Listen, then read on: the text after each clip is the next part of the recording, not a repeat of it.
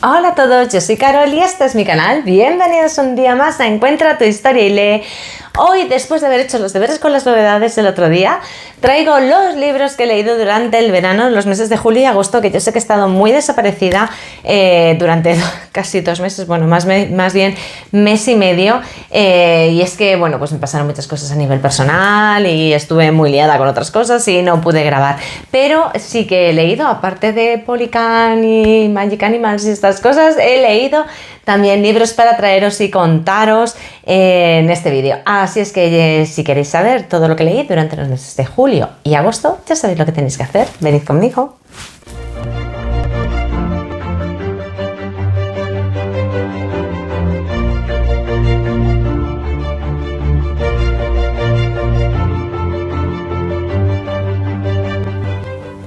Hola a todos, ¿cómo estáis? Espero que fenomenal y con muchísimas ganas de hablar de libros, porque os traigo un montón de libros que he leído durante los meses de julio y agosto. Además, muy buenos libros, muchísimos libros con 5 estrellas, y os los paso a contar ahora.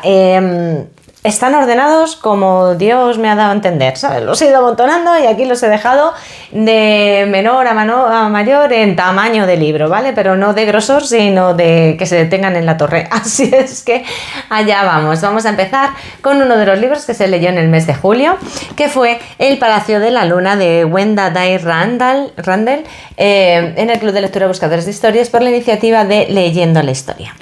Bien, este es el primero de 2. El segundo libro lo estamos leyendo ahora en el mes de septiembre, que es La Emperatriz de la Luna. Es un libro súper interesante, está súper bien, tiene un ritmo muy bueno y es un libro que no te deja para nada indiferente. Nos cuenta la historia de May, que es una niña que vive, que en principio es de la clase media alta. El padre debe de tener alguna posición, ha tenido alguna relación con el emperador. Estamos en el año 631, ¿vale? Estamos en la China del año 631, para que os hagáis un poquito la idea. Entonces, pues bueno, es una niña un poco especial, que tiene una muy buena relación con su padre, pero al padre le pasa algo. El caso es que el padre muere, la familia por lo tanto pierde toda su posición, y ella con su hermana que está enferma y su madre se van a buscar un poco la ayuda cerca de la corte, ¿no? Para buscar la ayuda del emperador, la ayuda de un primo o del hermano del padre, me parece, del hermano del padre, para que las ayude a sobrevivir, y ella, pues bueno, seguir un poco los pasos que su padre había marcado para ella, que era entrar como de alguna manera, pues dentro de la corte, dentro de las preferidas del emperador, bueno, pues una especie de harén, para que os voy a engañar, ¿no? Entonces, pues bueno, ese es su objetivo. Ella es una niña cuando todo esto empieza, y realmente, pues bueno, como esto sucede en los primeros capítulos, ella acaba efectivamente cumpliendo un poco esa ambición que tenía el padre de entrar a la corte. Lo que pasa es que lo que se encuentra allí, pues no es fácil de llevar, porque, bueno, pues os imagináis, ¿no?, cómo es el ambiente en la corte, con un montón de mujeres, la cual todas ellas quieren subir en el escalafón dentro del harén, ¿no?, ser más favorita o tener más relación con el emperador o más relación con las favoritas del emperador. Entonces esto es un nido de víboras, y aquí la pobre May las pasa de todos los colores. Entonces no os voy a contar más, pero es muy interesante, pasan muchas cosas y nos ambienta muy bien en esa China imperial del siglo VII. Y la verdad es que no habíamos leído nada que se ambientase en Oriente, y bueno, pues por eso yo quise de alguna manera meter esta lectura. Yo a este libro le he dado 5 estrellas, espero darle 5 estrellas también a su continuación, ¿no?, al de La Emperatriz de la Luna. Yo lo había oído por primera vez en el canal de Mikey, él siempre lo puso muy bien, siempre habló muy bien de él, y la verdad es que es súper justificado. Muchas gracias, Mikey, por la recomendación, porque me ha gustado mucho, y yo creo que es común en el club de lectura, ¿no?, este gusto que nos ha dado este libro. Nos ha impresionado mucho, pasan cosas un poco fuertes o muy fuertes, y la verdad es que hay cosas que te pellizcan bastante el corazoncito y bastante las tripitas, May pasa a formar parte de esos personajes que se quedan con nosotros, ¿no?, en el corazoncito. Y bueno, y todos los demás personajes, hay algunos que odiaremos a muerte durante el resto de nuestra existencia. No os digo más, ¿vale? Así es que muy recomendado El Palacio de la Luna. Cuando terminemos La Emperatriz de la Luna os la vendré a contar y os diré qué tal la biología completa y si merece la pena que os metáis en ella o no, pero de momento pinta bien.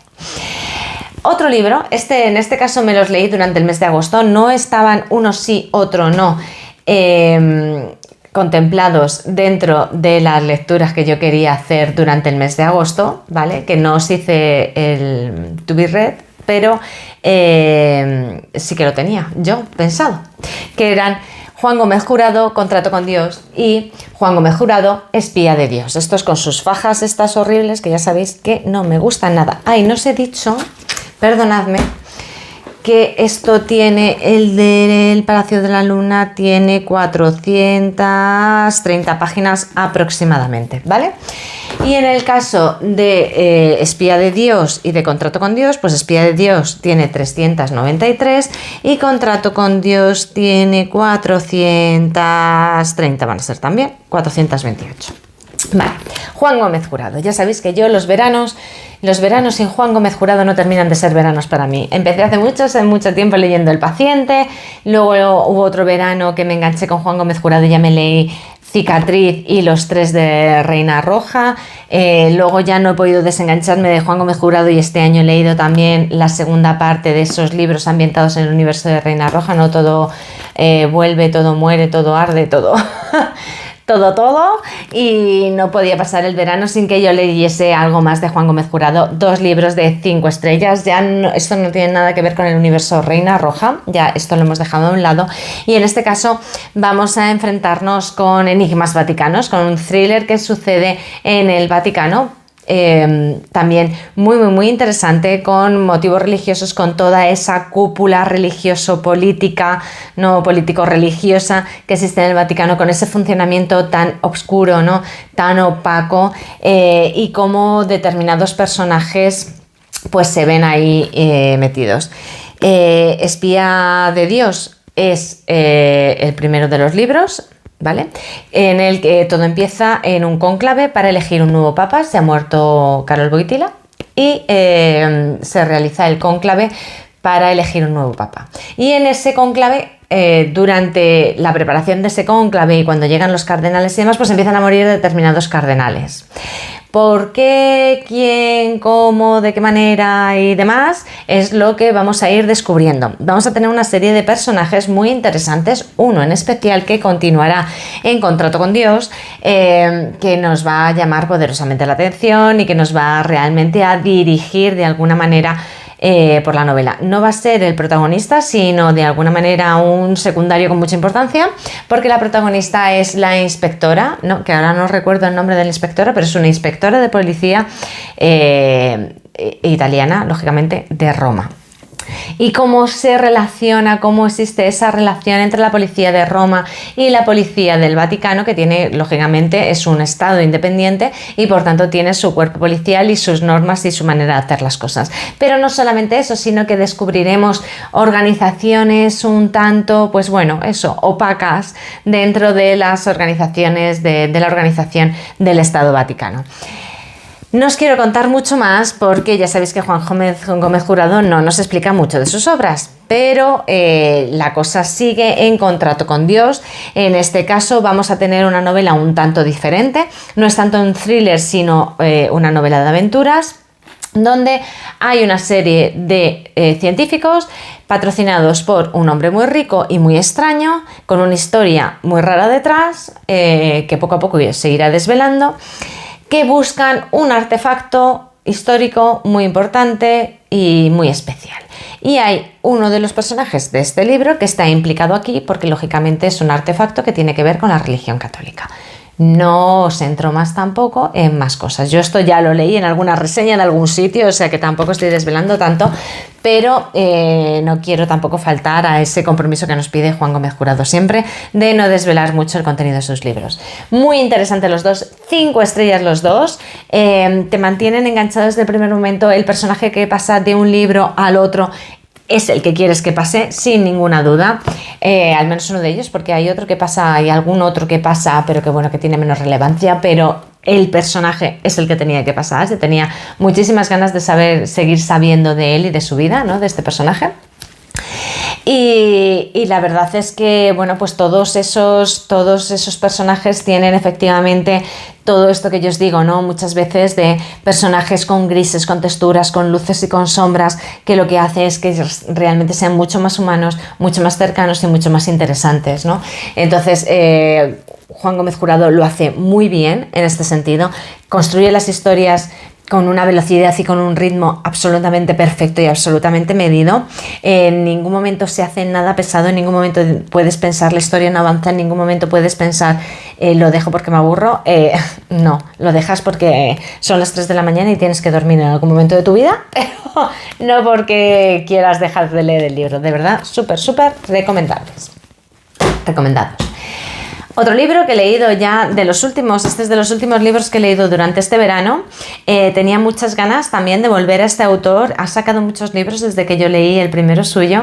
En su momento me gustó, aunque hubo algunas cosas que me parecieron cuestionables, pero quería leer el libro de los Baltimore. El autor del que hablo es Joel Dicker. Está editado por De Bolsillo y tiene 470 páginas aproximadamente, ¿vale? Bien.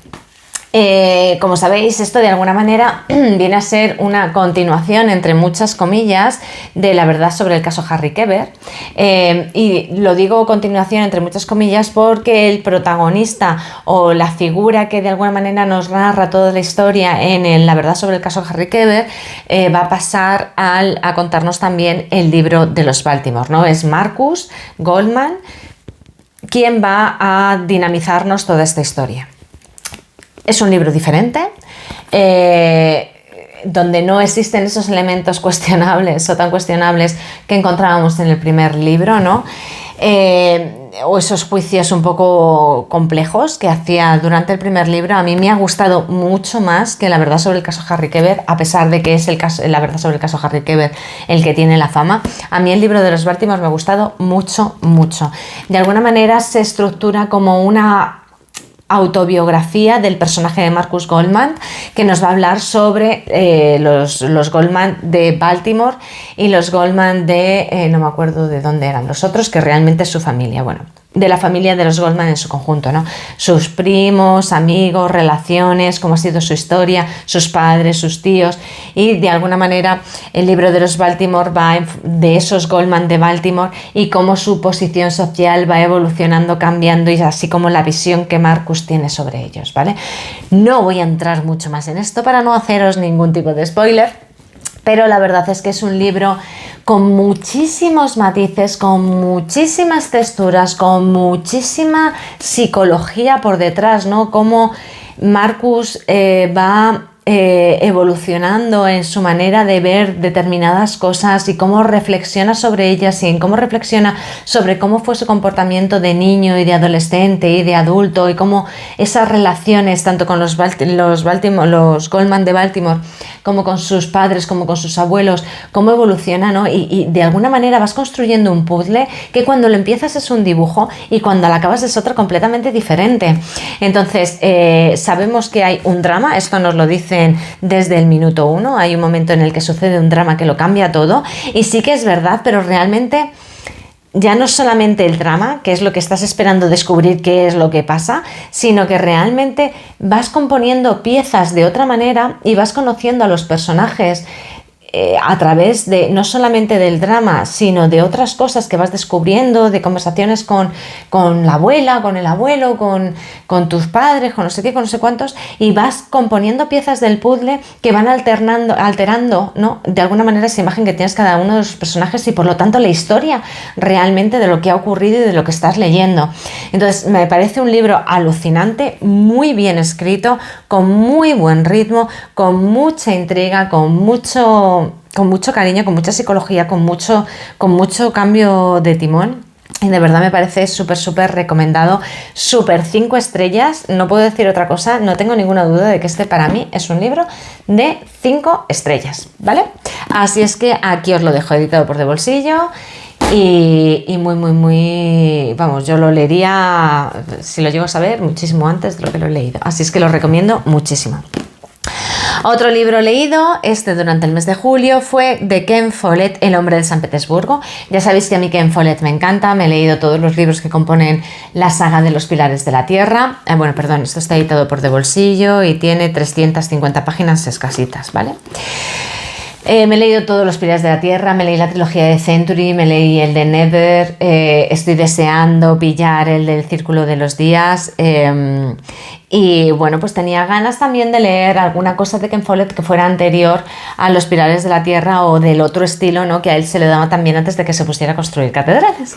Entonces, bueno, pues me apetecía mucho El hombre de San Petersburgo, me parecía una muy buena opción para empezar a leer todos estos libros más antiguos de Ken Follett, y os digo que seguiré leyendo libros antiguos de Ken Follett. En este caso es un caso muy sencillito.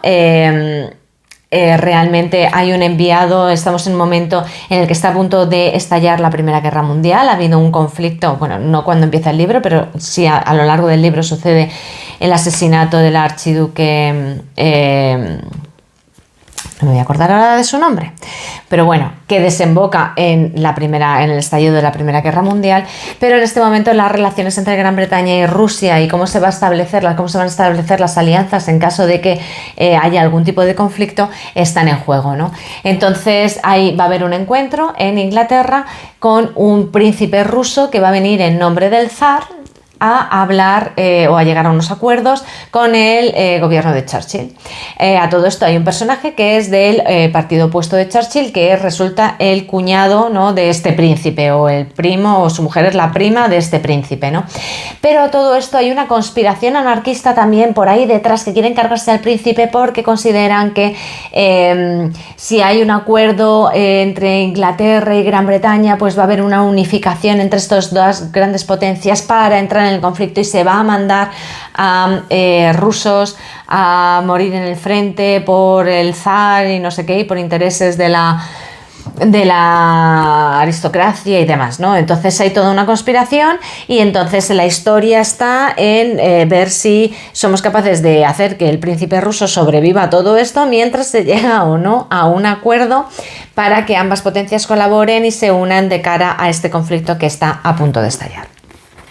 Y todo esto ambientado pues en la Inglaterra de principios del siglo XX, que como sabéis es un mundo muy interesante y muy diferente al que conocemos hoy en día, y que a mí me gusta mucho. Este periodo de preguerra, ¿no? Donde se respira todo ese conflicto, esa política, ese mundo con esas líneas tan diferentes, ¿no?, a las que tenemos actualmente. Y que bueno, pues que no hemos llegado nosotros a vivir y a conocer, y que justo con los conflictos de la Primera y después de la Segunda Guerra Mundial, pues se redibujó de alguna manera el mapa completo de Europa, ¿no? Así es que bueno, un libro muy interesante, muy en la línea de Ken Follett en todo, en cuanto a sus personajes, en cuanto a los blancos y los negros que maneja, en cuanto al ritmo con el que trata la trama, en cuanto a cómo genera unas tensiones superlativas. En un momento de conflicto están pasando mil cosas y es que no puedes tener más tensión de la que tienes en ese momento porque está pasando esto y aquello y lo demás allá y tal, ¿vale? Y sí que tiene un toque de redención en algún momento, ¿vale? Para que lo sepáis. Pero bueno, muy interesante, muy bien escrito. Yo en este caso sí que es verdad que comparándolo con los otros libros a los que le he puesto 5 estrellas me cuesta llegar a las 5, pero tampoco bajaría mucho, ¿eh? Lo dejo en 4 estrellas y media. Yo creo que es un digno libro de Ken Follett, el escritor del que estamos hablando, que es un auténtico maestro, y que sí que es verdad que luego llegaron los pilares de la tierra, ¿no?, y rompió todos los moldes, pero muy interesante y muy recomendable su lectura, ¿vale? Siguiente. El siguiente lo voy a sacar también de A2, ¿vale? Porque os tengo que sacar El Pozo de la Ascensión y El Héroe de las Eras, que son los dos libros que me faltaban por leer de Mistborn, de la primera era de Mistborn, la trilogía que comenzaba con El Imperio Final. ¿Cómo es esto? Es maravilloso porque estos libros son ediciones ilustradas. Voy a dejar uno porque si no, no voy a ser capaz de enseñároslo. ¿vale? Que están muy bonitos, pero es que además tienen unas ilustraciones maravillosas que os encontréis de vez en cuando leéis el libro, yo creo que ahí lo veis, ¿vale? Y que, bueno, pues que la encuadernación, la edición en general es absolutamente maravillosa y yo lo recomiendo muchísimo porque está muy bien, muy bonita y enriquece bastante la lectura de lo que estamos haciendo, ¿vale? Ahí veis alguna otra imagen, ¿vale? Muy interesante. Claro, yo de esto no puedo hablaros mucho porque al final son la segunda y la tercera parte, como os digo, porque la primera parte fue el Imperio Final. Yo el Imperio Final ya os he hablado muchas veces de él, os dije que me gustó mucho. Brandon Sanderson escribe a una velocidad terrible, que es imposible de seguir para mí con todos los pendientes que se me van acumulando. Pero el Imperio Final a mí me encantó. Es un libro en el que él escribió pensando, a raíz de leer Harry Potter, qué pasaría, cómo sería un mundo en el que el malo hubiera ganado, ¿no? Entonces el Imperio Final es un mundo en el que efectivamente el malo ha ganado, tenemos un emperador que realmente, bueno, pues que tiene una estructura piramidal montada de represión absoluta hacia la sociedad, del común de la sociedad. Tenemos una aristocracia que tiene capacidad de tener determinados poderes. Y tenemos una gente que son los ska, que son prácticamente esclavos, si no todos, casi todos, y que si no el que se dedica al pillaje o que hay algún comerciante, alguna cosa, pero vamos, todo como muy testimonial, son prácticamente esclavos, lógicamente no pueden tener poderes, al que desarrolla algún tipo de poder tenemos a los inquisidores y a otro grupo que se encargan de acabar con él. Y bueno, pues viven de muy mala manera. Entonces, el primer libro es la creación de una especie de revolución de la mano de uno de los personajes que serán inolvidables para todos los que hayan leído Mistborn, que es Kelsier, y de Bean, que es la protagonista que va tomando relevancia a lo largo del del libro. ¿Vale? Entonces, esto es de lo que va el Imperio Final y el resto, los otros dos libros, pues continúan esa historia, que no os puedo contar porque me meta por donde me meta a contaros estos a un spoiler, porque hay personajes que, bueno, da igual, no os lo voy a empezar a contar, pero os digo que este libro está lleno de sorpresas, que para nada te lo esperas, que para mí ha sido una revolución a la hora de leer fantasía, porque yo, sabéis que no soy súper lectora de fantasía, pero que siempre, todos los años leo algo de fantasía, porque sí que me gusta. Y para mí ha sido una manera de escribir fantasía completamente diferente. Todo lo que yo esperaba ha sucedido de una manera diferente. Me he encontrado con momentos en el libro que dices, no me lo puedo creer. Es que te dejan con los ojos abiertos, no puedes para nada dejar de leer el libro. Los personajes tienen una evolución increíble en todos los sentidos. Sí que hay algún pequeño momento en alguno de los libros que dices, te me enrollas en amoríos, pero no es un romance fantasy para nada. Tienen un pequeño momento y luego ya retoma la acción súper bien y muy en línea de una fantasía épica en sus mejores momentos, y de verdad súper recomendables. 3 libros de 5 estrellas si contamos con el Imperio Final. Los 2 que yo me he leído este verano, absolutamente 5 estrellas, sin lugar a ninguna duda. Los 3 mejores libros de fantasía que yo me he leído nunca. O sea, nivelazo. Muy recomendables. Más libros leídos. He leído también, esto ya fue en julio, el libro del sepulturero, El sepulturero y el crimen de la cripta. Bien, ya sabéis que estos libros de Oliver Potts a mí me gustan mucho. Esto está editado por Planeta y tiene 540 páginas van a tener. No os he dicho otra vez los de Brandon Sanderson, creo que son en torno a las 800 páginas, si no me equivoco. 780 El pozo de la ascensión y El héroe de las eras. Son libros gordos, la verdad es que la lectura es duradera. 740 también, más o menos, ¿vale? O sea, son libros gordos, pero que merecen muchísimo la pena y que te los lees súper rápido, para lo gordos que son. Bueno, volvemos al sepulturero y el crimen de la cripta. Como sabéis, estos libros están ambientados a finales del siglo XIX en la Viena de, bueno, pues lo pone aquí, de 1895 del siglo XIX, ¿no? De finales del siglo XIX. Estos libros versan fundamentalmente sobre los comienzos de la ciencia forense. Tenemos un investigador que viene de libros anteriores, que viene de estudiar en Alemania con el precursor de toda esta ciencia forense y que la trae a la Viena de 1895 y empieza a introducir estos nuevos métodos para analizar los crímenes y para resolver los crímenes que se va encontrando. Hay gente que le ayuda, entre ellos el sepulturero del cementerio principal de Viena, que es un ser absolutamente maravilloso, muy divertido, muy característico, muy carismático y que es un personajazo de un solo golpe. Me parece de un mérito maravilloso por parte de Oliver Potts de haber creado este personaje que es siniestro y tierno a la vez, de una manera completamente loca, y que yo no quiero dejar de leer las aventuras del sepulturero nunca, nunca, porque me encanta. Va a haber otros personajes. La trama es la resolución de un crimen con el que empieza el libro, en las primeras páginas. Un crimen que sucede en una cripta, se encuentra un cadáver en unas circunstancias muy extraordinarias. Es una persona con unas circunstancias muy extraordinarias, entonces se le encarga a este investigador, experto en técnicas forenses, en estas novedades, que se ponga a investigar. Entonces vamos a hablar de toda esta ciencia forense, vamos a hablar de juegos de espejos, vamos a hablar de los principios de la fotografía forense y de los trucos fotográficos, vamos a hablar de muchas cosas de los principios, ¿no?, de todas estas cositas, y sobre todo envuelto en una atmósfera de las nieblas de Viena, del río, de la sociedad que existía en aquel momento, de las normas sociales, de los vestidos, de los fracs, de los cigarrillos, de la aristocracia, de la policía, de los bajos fondos. Vamos a ver muchas cosas, porque en realidad además va a haber dos casos que se van a entrelazar de manera diferente dentro de este libro, y vamos a tener el seguimiento de ambas cosas. Vamos a ver pasear por aquí a Arthur Conan Doyle, por cierto, que como sabéis todos es el escritor de Sherlock Holmes, ¿no?, el autor de Sherlock Holmes, y también vamos a tener a este personaje desfilando por entre estas páginas con un papel muy particular, que ya lo veréis. Y luego siempre vamos a estar respirando ese también antisemitismo que empezaba a surgir ya, fijaos, en 1895 en Viena, que ya sabemos que poco a poco irá subiendo la presión de la olla hasta llegar a los años 30 con todo el tema del ascenso del nazismo, ¿vale?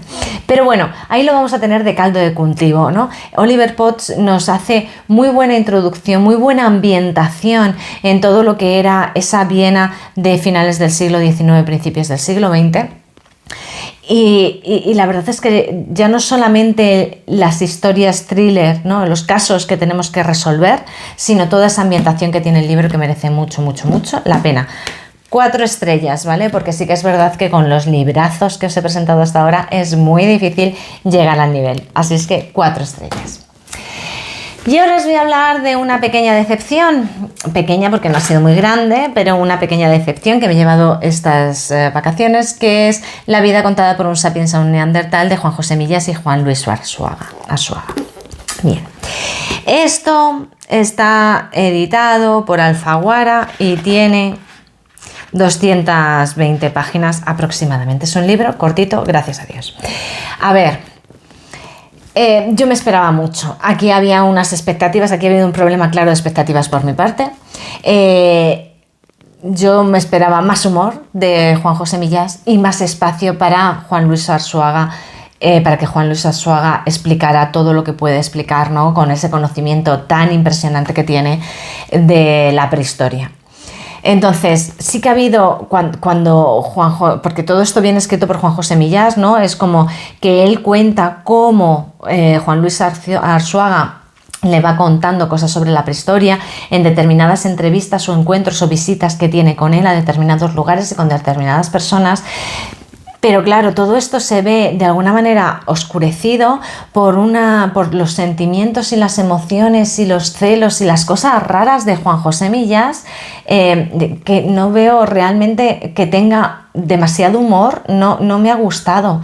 No me ha gustado esa intervención ni esa manera de bueno, pues de relegar de alguna manera a Juan José Millás, a Juan Luis Arzuaga, que es realmente quien tiene todo el conocimiento y quien nos podría explicar y quien nos podría contar la vida que le cuenta un sapiens a un neandertal, ¿no? Y mientras nos hemos encontrado con un Juan José Millás que bueno, pues que parece querer ser la capa de aceite encima del agua, ¿no? La capa de aceite por cuyo filtro tiene que pasar nuestra visión para llegar a ver el agua clara, ¿no? Cristalina, el conocimiento de Juan Luis Arzuaga. Entonces, esto es lo que me ha decepcionado. Sí que tenemos algo de conocimiento. Si habéis leído Sapiens, o si habéis leído otros libros, o si sabéis algo de prehistoria, la verdad es que se queda muy superficial, no entra en profundidades, salvo en algunas cosas que sí que aprenderéis cosas nuevas, lógicamente, porque Arzuaga, la verdad es que tiene que ser un profesor absolutamente maravilloso, porque si Juan José Millás, con esa capa de aceite que crea encima, aún así le ves como un personaje interesante y con un conocimiento y con una manera de explicar las cosas que te envuelve y demás, y cuando interviene la voz de Juan José Millás es para decirle, pero te puedes callar y dejarle que se siga explicando, ¿sabes? Está siempre como explicando sus emociones. Y en este momento yo me encontraba molesto porque me estaban mirando porque no sé qué. Claro que hasta el mismo Juan Luis Arzuaga se lo dice en algún momento del libro, pero a ti qué te importa que te miren, a ti qué te importa lo que piensen, estate atento a lo que te estoy diciendo, ¿no? Que es lo importante. Entonces, lo siento muchísimo, pero me quedo con muchas ganas de leer algún libro escrito por Juan Luis Arzuaga, que me gustaría que fuera como deben de ser sus clases.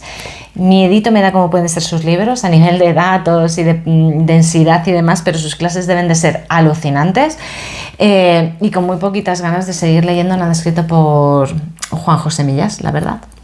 Yo lo siento mucho, pero me ha decepcionado, y tengo por ahí La muerte contada por un sapiens a un neandertal también, y no lo tengo yo del todo claro que me lo vaya a leer. No os digo más. Así es que a este le he dejado vamos a dejarle en 3 estrellas para un aprobado justo por los conocimientos que nos transmite Juan Luis Arzuaga, pero con ese punto negativo que le aporta Juan José Millás, que realmente creo que aporta 0 al libro y a lo que nos está contando, ¿vale? No os lo he dicho, es un ensayo, yo creo que todos lo sabéis, esto no es una novela, es un ensayo en una conversación, en varias conversaciones, mejor dicho, que Juan José Millás tiene con Juan Luis Arzuaga. Juan Luis Arzuaga es el director de las excavaciones de Atapuerca, aparte de ser catedrático de prehistoria.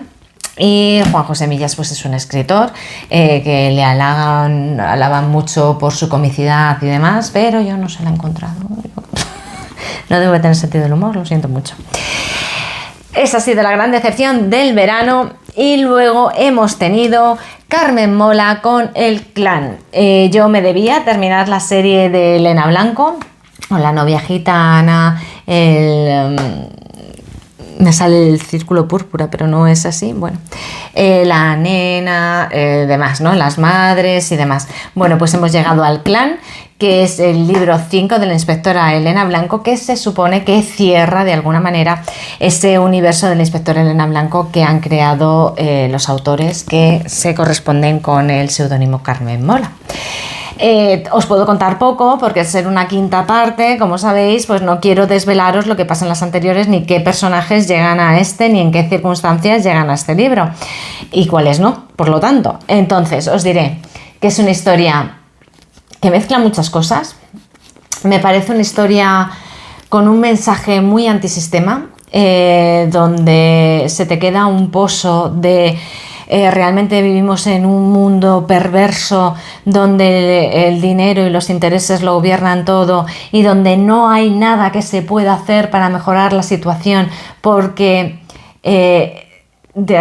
no os quiero desvelar, ¿no?, como el mensaje final del libro, ¿no?, pero como que no hay nada que se pueda hacer porque siempre esos intereses y ese dinero y esas personas estarán manejándolo todo y manteniendo la perversidad de este mundo, ¿no?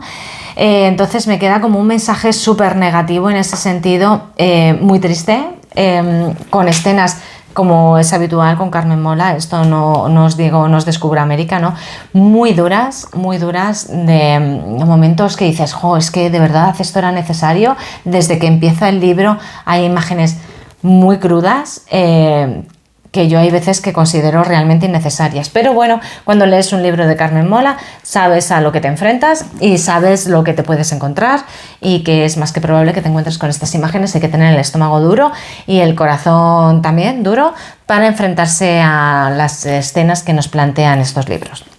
Por lo demás, un libro con buen ritmo, un libro con los personajes que ya conocemos de otros libros, algunos sí, otros no, que bueno, pues que no nos defraudan en ese sentido, ¿no? Que siguen siendo ellos, con muchos grises, porque los personajes de Carmen Mola son muy cuestionables en muchas cosas, no son personajes buenos, limpios, ¿no? Blancos, para nada, o sea, son personajes con un gris tirando a negro muy intensito, ¿vale? Entonces, muy humanos en ese sentido, con muchas contradicciones, con muchas inseguridades y con muchos virajes, con mucho golpe de timón. Con escenas muy duras, pero bueno, es un libro que a los que os haya gustado toda la saga de la inspectora Elena Blanco, yo creo que no os va a defraudar, aunque sí que es verdad que tiene ese giro, ¿no? A más, ¿no? Que ya venía de alguna manera dibujándose, sobre todo en los últimos libros, ¿no? Con las madres y con la nena, bueno, con la nena menos, con las madres, con la red púrpura, que no me salía el círculo púrpura, no, la red púrpura. Y demás de este mundo está corrupto, esta sociedad está corrupta y no podemos hacer nada para remediarlo, ¿no? Con ese mensaje catastrofista de los que mandan y los que gobiernan y los que realmente mueven los hilos y que gobiernan nuestras vidas son invencibles y nada se puede hacer al respecto, ¿no? Entonces, pues bueno, con esa vuelta de tuerca más, el libro está bien. Yo le dejaría, para mi gusto, en 3 estrellas y media, creo que merece 4, en la línea con los demás libros, ¿vale? Pero sí que es verdad que a mí este mensaje antisistema me cuesta tragarlo, y estas imágenes tan duras siempre me cuesta tragarlas, entonces yo me resisto y le pongo 3 estrellas y media, pero si os gusta Carmen Mola, yo creo que está bastante en la línea de los demás, y que un 4 estrellas es una puntuación justa. Así es que nada, y con esto os he contado todos los libros, 1, 2, 3, 4, 5, 6, 7, 8, 9, 10 que he leído durante los meses de julio y agosto. La verdad es que han sido buenos meses en general, muchos libros, como veis, de 5 estrellas, de 5, 4 y 5 estrellas, con puntuaciones muy altas. Solamente una decepción, la pena que me la he dejado para el final, se me ha quedado colocado ahí en el fondo y no podemos acabar aquí por todo lo alto, pero bueno, la verdad es que con libros muy buenos, Los nacidos de la bruma, buenísimos, los libros de Juan Gómez Jurado, buenísimos, El Palacio de la Luna también buenísimo, con muy buenas recomendaciones. De verdad, vengo este mes de septiembre de haber pasado un verano lector muy interesante, muy bueno y con muchas recomendaciones. Así es que nada, hasta aquí el vídeo de hoy. Ya sabéis, dejadme en los comentarios cualquier cosa que se os pase por la cabeza, si habéis leído estos libros, si no, si estáis de acuerdo conmigo en las cosas que os cuento o no, si habéis leído La muerte contada por un sapiens neandertal y me la recomendáis, o ya mejor abandono este tema. No sé, cualquier cosa que se os pase por la cabeza, para que esto sea un camino de ida y vuelta y podamos compartir y disfrutar lo maravilloso que nos da el mundo de la literatura. Muchísimas gracias por haber llegado hasta aquí. Ya sabéis, si queréis saber siempre que subo vídeo, lo que tenéis que hacer es suscribiros y darle a la campanita para que el sistema os avise cada vez que hay un vídeo nuevo para ver. Y como siempre os digo, muchísimas gracias por haber llegado hasta aquí y nos vemos